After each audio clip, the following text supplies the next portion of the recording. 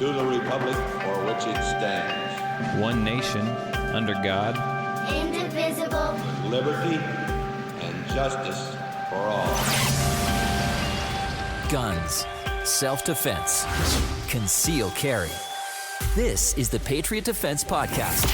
From the war room in Idaho's high desert, here's your host, Todd Echols. And I am back. It is a Tuesday morning, and I am tucked away in the war room somewhere in the high desert of southern Idaho. And no, I have not forgotten how to do a podcast. It's just been, I think it's been about a month since I've done one. It's probably the longest stretch I've gone in, well, ever. I do apologize. I got busy. I mean, stuff happens. So here you go. Thought I'd just give you something today. Had quite a bit going on. That's one of the reasons why I haven't gotten on here lately. Quite a bit going on here at Patriot Defense. Lots of classes, big permit classes. We had our whole slew of new rifle classes, new pistol classes that we've been doing back to back to back. We've had some people that couldn't make them, so we've had to reschedule and do special classes for them, which is fine. Just busy. And on top of that, about the time we started doing these new classes, it decided to turn, 102, 103 degrees. We've been stuck in this right now for 2 or 3 weeks. So that just makes things that much more difficult. And frankly, after being out on the range and the wind and the hot and the heat and all that good stuff, this is the last thing on my mind was to come and do this. So there you go. And then the holiday, we had 4th of July roll around. So that kind of takes up some time and whatnot. So those are all my excuses, like them or not. It's my podcast. And, that's why I haven't been here, but we've been staying real busy. I thought I'd touch base on some things that we've been doing here, some things that we got coming up, and just a few things that have been on my mind. We got done with the kids classes. I had my kids and guns class, the first time I've ever done that. We had 9 kiddos sign up for that. It stretches over a month. They meet once a week. They shoot 22 handguns, learn the basics, shoot the simulator, shoot some rifles, and then we ended up shooting handguns at the very end. And what a fantastic class that was. Those kids they just love it. They just like to get out and shoot. I can't think it's probably ingrained in most kids that shooting is something that they enjoy to do. They just need to be taught how to do so safely. Like I said, we started off with the shooting simulator. Then we got them into, and they didn't actually touch an actual firearm that first day. And then the next time they showed up, they got to shoot handguns and shoot some reactive targets and punch some holes and some bullseye splatter targets. Then the next week, they shot some rifles. And then I had garnered enough faith in them. I knew that they were just a safe bunch of kids. They didn't disobey. They didn't break any of the safety rules. They were very responsible. They listened. They took directions really well. That on that last day, I went ahead and I had a firearm for each of them to use at the same time, because typically we were bringing them down one at a time and having them shoot and then just kind of rotating through. So I didn't have 9 kids swinging firearms around everywhere. But that last day, I lined them up at the table, gave them strict instructions, made sure they knew how to run the firearms, remembered how to do that, went over the safety rules again, like I did every class, and I just let them shoot. I kind of treated it like I did my permit classes. Load 5, shoot 5, load 5, shoot 5, that kind of thing. And they had a blast. Not once did I have to say, hey, point your gun the other direction, or hey, keep your finger off. Not once. They were probably better than a good portion of the adults that I have out here in my classes. They listened. They paid attention. They were safe. And I'll say that they were some good shooters that last day. I was able to, sorry about my voice cracking just a little bit. It's allergies. That's my lifelong battle every summer. So a couple of the older kids, I got them up on some 9mm handguns, which was pretty fun for them. And the younger ones, they stayed on the 22s, and we just had an absolute blast. They enjoyed it, and they each left with a handful of stickers, some swag from Patriot Defense, which everyone likes stickers. I get upset if I order something and it doesn't come with a sticker. But they had a great time. So I'm looking to maybe resurrect that and do that again, possibly later this fall, maybe over the course of some Saturdays. I've already had some other people getting a hold of me about that. So I'm hoping it's like the women's class, and it's just kind of is going to catch on now. So lots of fun. And my 10-year-old son loves it too, because he's just kind of automatically in. So he really kind of enjoys that. So we'll see what happens with that and see how well we carry on. I'm looking here to see what we got coming up. So in August, we've got a defensive shotgun class coming up.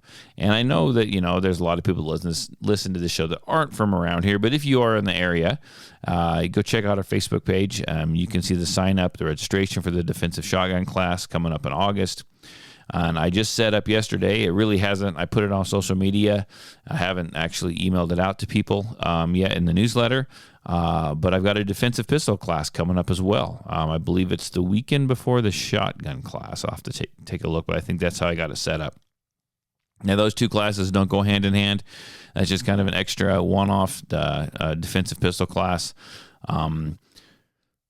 Just trying to, we're running out of summer. I need more Saturdays. Most of my classes take place, obviously, because everyone works during the week, unless it's just kind of a one-off private class. Most of my classes take place on the weekends.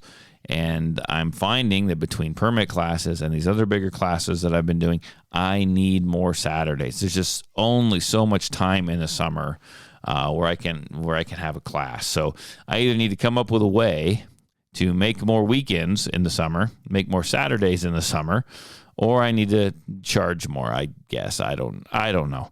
But yeah, I'm looking for more Saturdays. If you know where more Saturdays are, by God, let me know, because I need some. Literally every Saturday, pretty much this whole summer has had, except for maybe one or two, have had classes scheduled on them, and clear even into Sundays.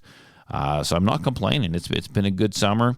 We broke ground with some new classes, and I'm really excited about this practical rifle class that we were doing. That's, for all these that don't know, that's 3 classes to make one. It's a rifle class, it's a pistol class, and then a combo class where we combine both of those using transitions and shooting through a course and adding movement to it. So that's going to be fun. I look forward to that final class. We just have the combo class coming up. But the pistol class that I did, I come up with, I have a basic layout. When I do a pistol class, I have a basic layout of drills and criteria and stuff that we want to do in the class. Well, I changed some stuff up for this practical pistol class. And I really like the layout. I really like how it played out, how it worked. It's about 350 to 400 round class. We can complete it in 3 to 4 hours, depending on the people that are there. You need a holster and all this stuff. So I laid it out, new curriculum, and I'm gonna take some of that curriculum and I'm gonna transfer it over into some other classes because it worked out really well.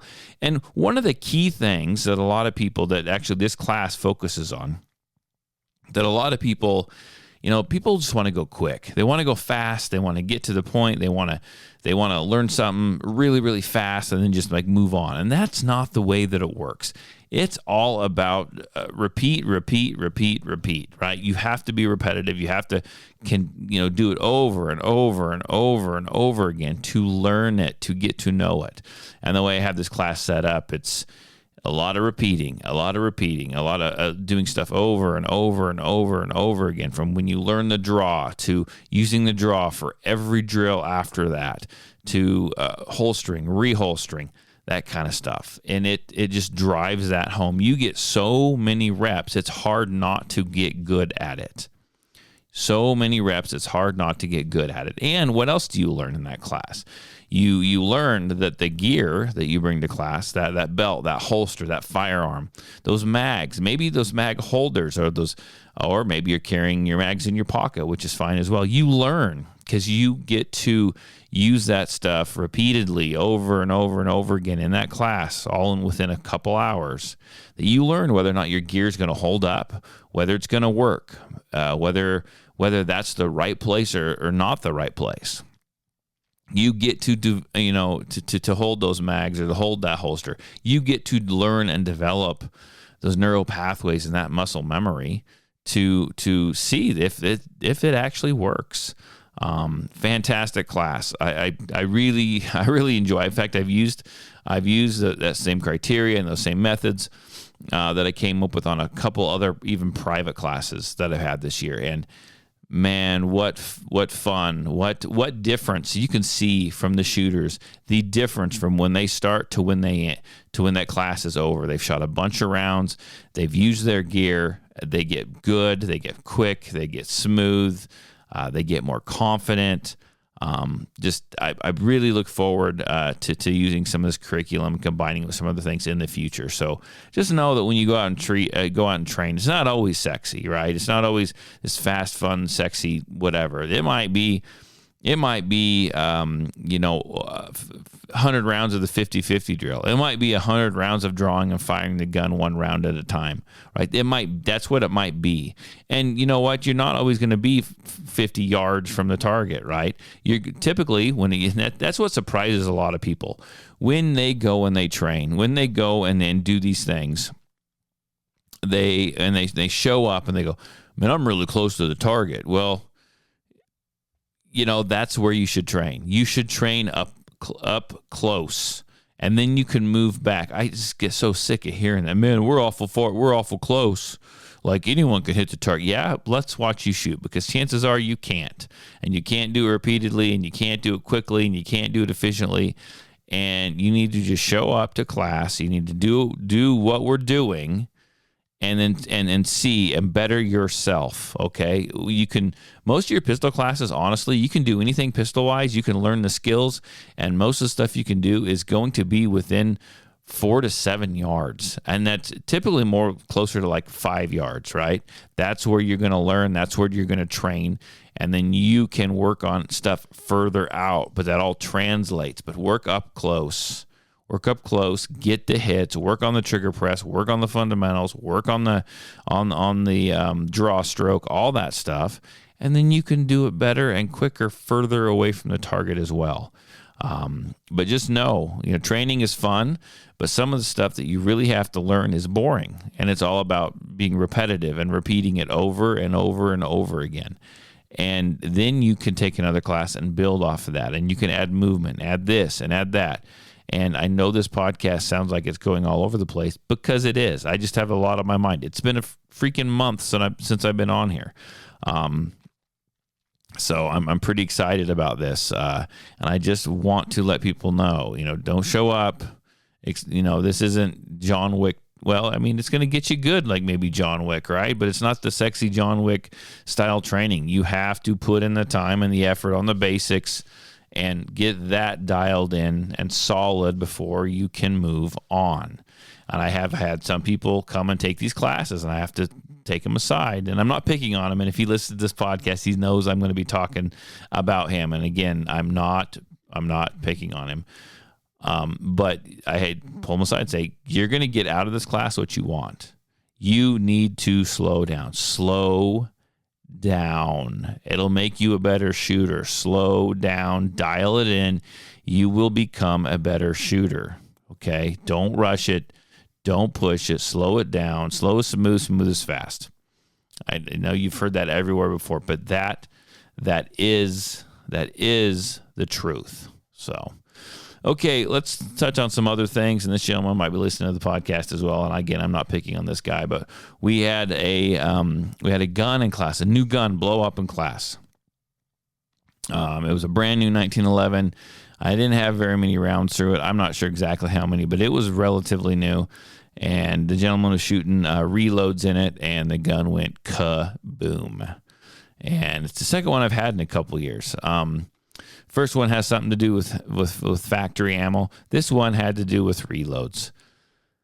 I've never said you can't have reloads in class. I've never said that before. But as I see things happen, part of me wants to almost say no reloads in class. I haven't got to that point yet, but a gun goes bang, a gun sends out shrapnel, a gun can hurt more than the person shooting it. So if you are a reloader, you need to be very careful on your reloads. Watch the quality control. If you have trouble with bullets, certain brands of bullets or whatever that you're reloading, do not use them. Be very, very, very, very careful with your reloads, because the 9 times out of 10, if you blow your gun up with a reload, the manufacturer's not going to warranty said gun. Okay, so you have to know that when you reload, and I reload, I'm picking on myself too, I reload as well. You are essentially voiding the warranty of your firearm. Okay, because the first thing they're going to ask you if you have something go bad, and you say, hey, my gun blew up, I had a problem, my gun blew up, they're going to say, were you shooting reloads? Or they're going to say, well, it was the ammo's fault. You need to contact the ammo manufacturer. And if you were the ammo manufacturer, you have zero recourse. So you have to understand that going in. I have reloads that I reload. I don't let anyone shoot them. I shoot them myself. Again, I'm not picking on this gentleman that was shooting his reloads. I just want to throw the caution out there. Double check. Make sure they're good to go. Quality control is a must. You don't want to do anything outside of the box when it comes to reloads. So make sure you're within spec. Make sure they're the right diameter, they're the right size, it's the right powder load. Weigh your powder drops often. Make sure you're not double charging these things. Okay? I want to just throw that out there so no one gets hurt by reloads. I'm looking here. What else do I got? I covered everything like relatively quick. Just a little heads up from class. If you're out there and you are shooting, if you go to take a class and you're running a dot on your firearm, it's this class that you might have paid a couple $100 for. So you're out there, you got 400 or 500 rounds you brought to class, like you're all prepped, you're ready to go, your gun is clean, and maybe you're running an optic, you're running a red dot. Have a battery, have a spare battery on that thing. And sights that you can see, like, suppressor height sights that you can use if that goes down, great. But if you're dead set on your dot, there's going to be a break in class where you got to go reload more magazines. Make sure you try and bring a spare battery. Have 2 or 3 spare batteries in your range bag, and the tool to be able to change them out quickly if you need to. We had a lady in class, and her red dot, and she didn't have a battery, and whether she just ran out of batteries or not, it wasn't a big deal. We got her worked up and on her way, but this is just something to add to your range bag. Add a spare battery, make sure you have the tool to fix it, which they had the tool, and just make sure you have that battery so you can carry on with class, so you can enjoy class, so you can take advantage of that time that you have to go out there and get some learning in.